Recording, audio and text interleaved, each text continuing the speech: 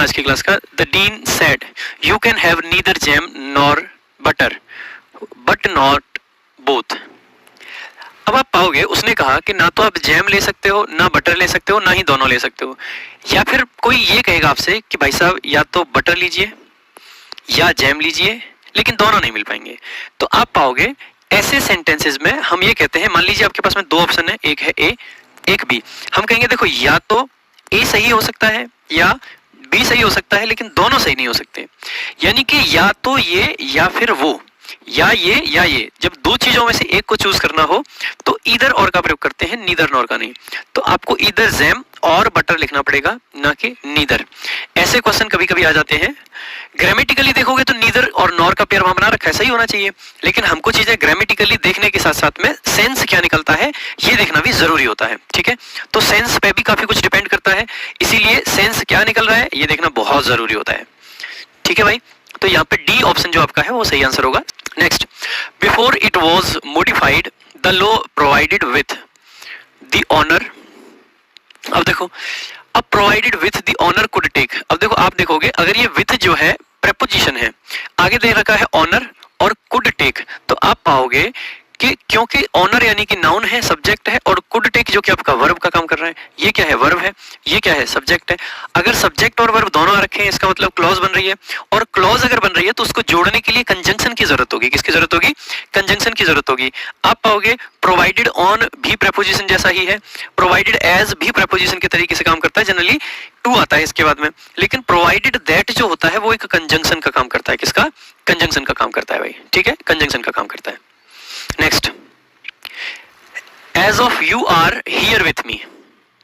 आप पाओगे as of, again आप पाओगे ये भी एक प्रेपोजिशन के तरीके से काम करता है, लेकिन आपके सेंटेंस में यू आ रखा है और आर आ रखा है, यानी कि सब्जेक्ट और वर्ब आ रखे हैं। अगर सब्जेक्ट और वर्ब आ रखे हैं तो उसके लिए आपको कंजंक्शन चाहिए, और जो कंजंक्शन आपका होता है वो एज लॉन्ग एज होता है, ना तो सो लॉन्ग होता है, ना एज लॉन्ग टू होता है, ना एज ऑफ होता है। तो जो कंजंक्शन होता है that is as long as you are with me, as long as you are here with me, who cares about the outcome of the issue। जब तक आप यहां मेरे साथ हो, इश्यू के आउटकम की केयर कौन करता है? ठीक है। Next, as long as they are here, Hari won't attend the training। अब इसका आंसर करेंगे भाई, क्या आंसर होगा correct answer? so long so, as long that, so far as। बताएंगे भाई क्या आंसर आएगा जल्दी से। अभी बताया था कि देखो ना तो so long so आपका कंजंक्शन है, ना ही as long that कंजंक्शन है, ना ही as far as कंजंक्शन है। हम कहेंगे as far as तो होता है लेकिन so far as नहीं होता है। ठीक है, तो हम कहेंगे कि जो as long as दिया गया है वो अपने आप में कंजंक्शन है, और वही आपका करेक्ट आंसर है। तो यानी कि नो इंप्रूवमेंट आपका सही उत्तर हो जाएगा, नो इंप्रूवमेंट। ठीक है। Next, as many as I care for her।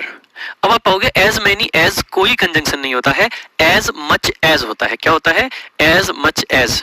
ठीक है, अब आप पाओगे as long to होता, मतलब as long as होता तो कुछ बात भी बनती है, to है तो ये नहीं होगा, as high as नहीं होगा, तो basically as much as I care for her। मैं कितनी भी केयर उसी के लिए कर लूं, I still have to disagree with her on this topic। मुझे इस टॉपिक पे उससे डिसएग्री।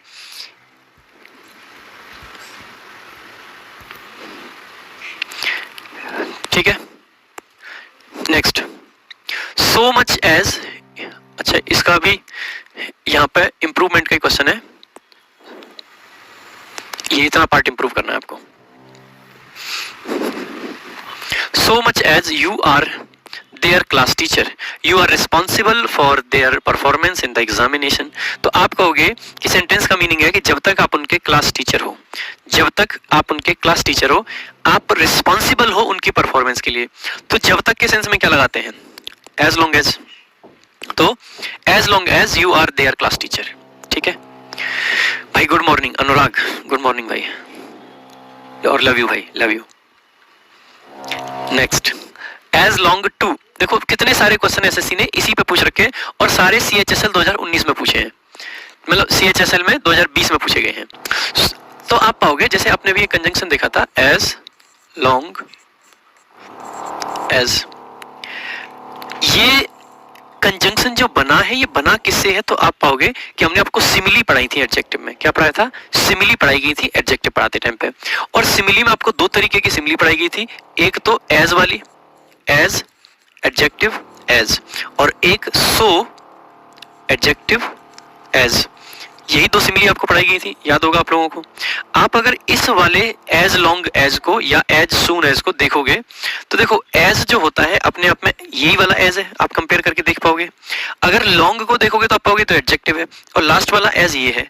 तो जब हम पॉजिटिव सेंटेंस में एज लॉन्ग एज लिख सकते हैं, नेगेटिव में भी लिख सकते हैं, लेकिन अगर आपका सेंटेंस कैसा हो, नेगेटिव हो, कैसा हो, नेगेटिव हो, तो हम कंजंक्शन के तौर पे सो लॉन्ग एज का प्रयोग भी कर सकते हैं। तो हम बेसिकली क्यों कर सकते हैं, इस नॉट की वजह से, क्योंकि ये नेगेटिव सेंटेंस हो गया तो हम कहेंगे एज लॉन्ग एज होता तो वो भी सही हो जाता, लेकिन सो लॉन्ग भी सही हो जाएगा। ठीक है, तो सो लॉन्ग एज भी करेक्ट हो सकता है अगर आपका सेंटेंस नेगेटिव हो। ठीक है, तो ध्यान देंगे। Next, Prithvi likes baseball as long as C likes cricket. अब देखो हम ये थोड़ी ना कहेंगे कि पृथ्वी जितने समय तक क्रिकेट को लाइक करता है उतने समय तक आपका फुटबॉल को लाइक करता है। अब देखो मीनिंग में डिफरेंस देखना, एज लॉन्ग एज ये दिखाता है कहीं ना कहीं समय, जब तक, लेकिन अगर मैं कहूं as much as, as much as, ये दिखाता है किसी भी चीज की डिग्री को, यानी कि जितना वो क्रिकेट को पसंद करता है, जितना वो क्रिकेट को पसंद करता है उतना ही वो बेसिकली बेसबॉल को पसंद करता है। तो मैं कह सकता हूं कि यहाँ पे एज लॉन्ग एज का कोई सेंस नहीं है, यहाँ पे जो सेंस है वो है एज मच एज का। ठीक है, अच्छा पीछे वाला सेंटेंस नेगेटिव था, देख लेते हैं एक बार। कौन सा, he sit on the chair then it broke। अच्छा सबसे पहले हार्डली को अंडरलाइन गलती से कर दिया गया है, यहां से है ये है अंडरलाइन पार्ट भाई। ठीक है, ये देन तक का ये अंडरलाइन पार्ट है। देखो सबसे पहले हम देखेंगे कि ये जो हार्डली है इसका पेयर ये देन नहीं होता है, तो हम कहेंगे नो सब्स्टिट्यूशन नहीं होगा, ये वाला देन भी नहीं होता है तो ये भी नहीं होगा, दो ऑप्शन आपके खत्म हो जाते हैं। अब आपको ये देखना है कि ये हेड वर्ब जो है इसके बाद में सेट आना चाहिए या सेट आना चाहिए। अब आप पाओगे कि हेड के बाद में हमेशा वर्ब की थर्ड फॉर्म आती है, तो सेट आएगा, इसीलिए बी ऑप्शन आपका करेक्ट हो जाएगा। Option B is the correct answer. ठीक है, scarcely had the passengers boarded the plane when the captain welcomed them. चलो भाई बताएंगे, स्कार्सली हैड, इसलिए का जो पेयर होता है वो ना तो दैट होता है और ना ही देन होता है। ठीक है, वो होता है व्हेन। अगर व्हेन से देखोगे तो नो इंप्रूवमेंट में भी आपको व्हेन दिखाई देगा और ऑप्शन सी में भी आपको व्हेन दिखाई देगा। ठीक है, स्कार्सली का पेयर ना तो देन होता है ना ही दैट होता है, या तो आपका मतलब व्हेन ही होता है, व्हेन होता है। अब आप पाओगे कि दो ऑप्शन आपके पास है, सी ऑप्शन, सी ऑप्शन में और जो नो इंप्रूवमेंट का ऑप्शन है उसमें फर्क ये है कि सी में दे दिया गया है पास्ट का परफेक्ट टेंस और डी ऑप्शन में दिया गया है पास्ट का इंडेफिनिट टेंस। ध्यान रखेंगे हार्डली के साथ में या स्कार्सली के साथ में ये जो क्लॉज नंबर 1 होती है जो उनके साथ में ही आती है, वो क्लॉज तो पास्ट के इंडेफिनिट और पास्ट के परफेक्ट दोनों में आ सकती है, यानी कि दोनों में से किसी में भी लिख लीजिए। लेकिन जो मेन क्लॉज, ये जो व्हेन वाली क्लॉज होती है, ठीक है, ये क्लॉज जो व्हेन के साथ आती है ये हमेशा पास्ट के इंडेफिनिट में लगाई जाती है, इसीलिए नो इंप्रूवमेंट इसका करेक्ट आंसर हो जाएगा। Okay, next, You will not learn cycling unless you don't worry। देखो ऑप्शन जो नो इंप्रूवमेंट है वो इसलिए गलत हो जाएगा, unless के साथ में नॉट नहीं आता है, तो सबसे पहले नो इंप्रूवमेंट को हटा देंगे। अच्छा एसएससी भी मतलब बड़े तेज हैं एसएससी वाले, इन्होंने क्या करा है कि नो इंप्रूवमेंट ऑप्शन में डाला ही नहीं। ऑप्शन ए देखेंगे, अनलेस के साथ में नॉट है नहीं हो सकता, अनटिल के साथ में नॉट है नहीं हो सकता, अनटिल के साथ में नॉट है नहीं हो सकता, एक ही ऑप्शन बचा वही आपका करेक्ट आंसर है। ठीक है, एक ही ऑप्शन बचा वही आपका करेक्ट आंसर है। You must go to the book fair if you are liking it or not। हमने कहा कि आपको बुक फेयर जरूर जाना चाहिए, चाहे आप पसंद करो या ना करो। सबसे पहले आपने देखा और नॉट आ रखा है, और नॉट लास्ट में क्या लिखा हुआ है, और नॉट लिखा हुआ है। अगर यहाँ पे और नॉट लिखा हुआ है इसका मतलब है, और नॉट का मीनिंग होगा कि आप वेदर का यहाँ पे पेयर बनाओगे, क्योंकि जो पेयर होता है वो इफ के साथ नहीं वेदर के साथ बनाना है और का, तो ना तो इफ होगा ना ही ऑल्दो होगा। अब वेदर के दो ऑप्शन है, पहला है वेदर यू हैव लाइक्ड और दूसरा है वेदर यू लाइक इट। ठीक है, अब एक बात बताइए, पहली बात तो यहाँ पे ये जो वर्ब है इसका इट गायब कर रखा है सी ऑप्शन में, इसलिए भी गलत है। दूसरा यहाँ पे परफेक्ट टेंस की जरूरत है ही नहीं, क्योंकि आप अगर मिला में गए ही नहीं तो आप पसंद कर चुके हो क्यों कहोगे। आपको ये पसंद हो या ना हो, आपको बुक फेयर जाना ही चाहिए। अगर जाना ही चाहिए तो whether you like it or not, whether you like it or not. ठीक है, इसीलिए हम कहेंगे कि डी ऑप्शन आपका करेक्ट आंसर है। Next, no sooner did it begin to rain that. अब देखो नो सूनर का जो पेयर होगा वो देन होगा। जितने ऑप्शन है यहाँ पे दैट है, यहाँ पे सो दैट है, यहाँ पे व्हेन है, एक ही ऑप्शन था वो आपका करेक्ट आंसर हो जाएगा। ठीक है, next, even if he is a honest man. देखा आपने, even if he is a honest man, he has been accused of theft. हमने कहा बेशक, और बेशक के सेंस में पहली बात तो हमको ये समझनी है कि इवन इफ नहीं आता है। दूसरा हम देखेंगे ऑनेस्ट के साथ में आर्टिकल ए नहीं एन आना चाहिए था, इसीलिए नो सब्स्टिट्यूशन तो होगा नहीं। सी ऑप्शन में भी ऑनेस्ट के साथ में आर्टिकल ए लगा रखा है तो ये भी नहीं होगा, दो ऑप्शन आपके एलिमिनेट हो गए। तीसरा ऑप्शन आप देखोगे तो ही के साथ में आर लगा रखा है तो ये भी नहीं होगा, तो हम कहेंगे although he is an honest man. बेशक he had barely spoken the words when he realized his mistakes. He had barely spoken the words when he realized his mistakes. देखेंगे भाई, देखेंगे सबसे पहले देखो, जैसे स्कार्सली होता है, हार्डली होता है, सेम केस आपका बेयरली का भी बनता है। किसका बनता है? बेयरली का। ठीक है, तो बेयरली का जो पेयर बनता है वो भी दैट नहीं बनेगा, वो भी वैन बनेगा। ठीक है, क्या बनेगा? वैन बनेगा। अब वैन के साथ दो पेयर है, एक ये है और एक ये है।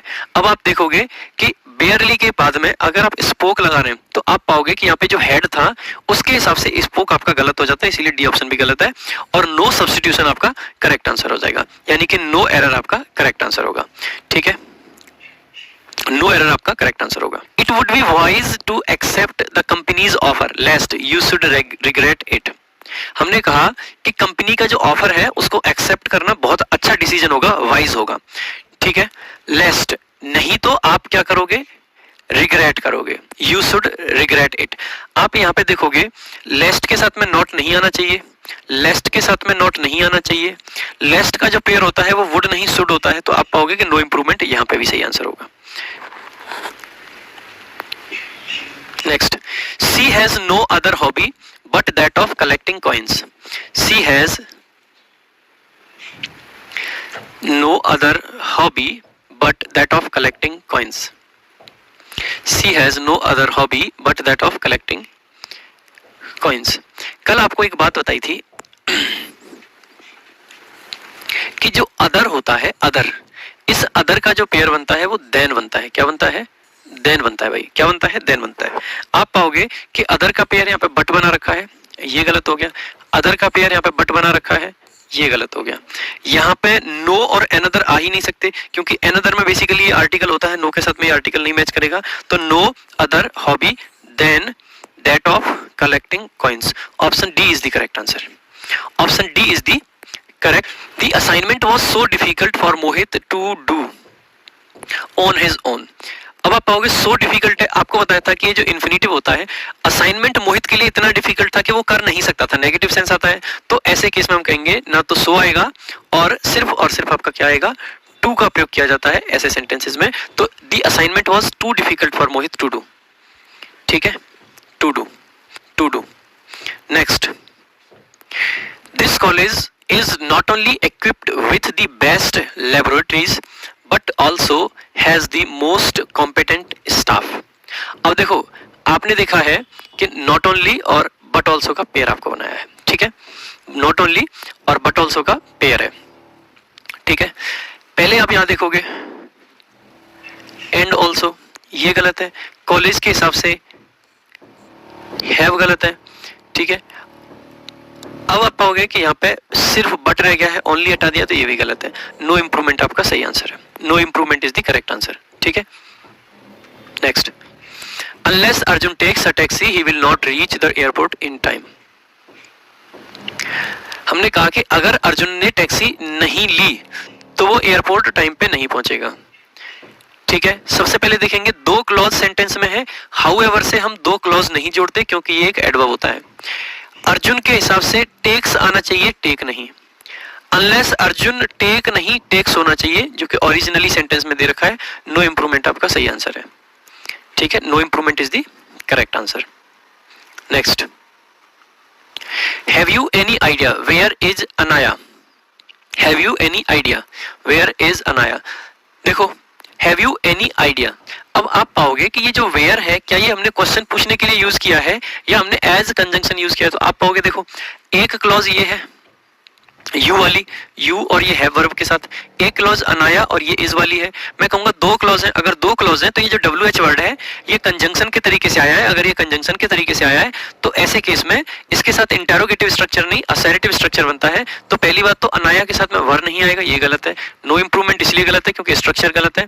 और यहाँ पे आपने देखा वेयर वॉज अनाया, स्ट्रक्चर गलत है, पास्ट टेंस की जरूरत नहीं है। तो where Anaya is, where Anaya is, ठीक है, where Anaya is. Next, he was surprised at me refusing. अच्छा, ये इसमें क्यों डाल दिया? इसका कंजंक्शन से दूर दूर तक कोई लेना देना नहीं है, ये हो जाएगा एट माई रिफ्यूजिंग। बाकी छोड़ते हैं इसको क्योंकि कंजंक्शन का question. In an examination it is more important to answer accurately than a quick finish.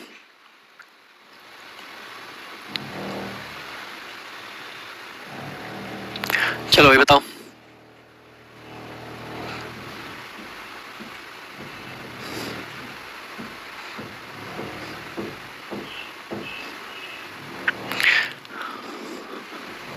बढ़िया क्वेश्चन है।